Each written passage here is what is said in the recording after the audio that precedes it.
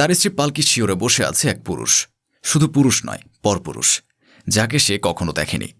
পালকি মেঝেতে চেতনা হারিয়ে পড়ে আছে, আর ছেলেটি তার গালে ক্রমাগত চপল মেরে যাচ্ছে। নিজের চোখে বিশ্বাস করতে পারছে না স্পর্শ। ব্যাগ পড়ে গেল হাত থেকে, না তুলে ছুটে গেল স্ত্রী পালকির কাছে। দ্রুত হাতে মাথাটা নিজের কোলে নিয়ে বেশ কয়েকবার ডাকল স্পর্শ। পালকি, এ পালকি, কি হয়েছে তোমার? আমি তোমার স্বামী স্পর্শ। চোখ খুলে তাকাও ময়না পাখি, আমাকে বলো কি হয়েছে তোমার? স্পর্শের ডাকে কোনো জবাব দিল না পালকি। ঘাবড়ে গেল স্পর্শ। অজানা ভয়ে কেঁপে উঠেছে তার বুক। পাশে থাকা অপরিচিত ছেলেটি খুব তীক্ষ্ণ দৃষ্টিতে তাকিয়ে আছে। কলার টেনে বলে, কে তুই, আর আমার বাড়িতে কি করছিস? আমার স্ত্রীকে কি করেছিস? জ্ঞান ফিরছে না কেন ওর? সত্যিটা বল, না হলে পুলিশে দেব তোকে।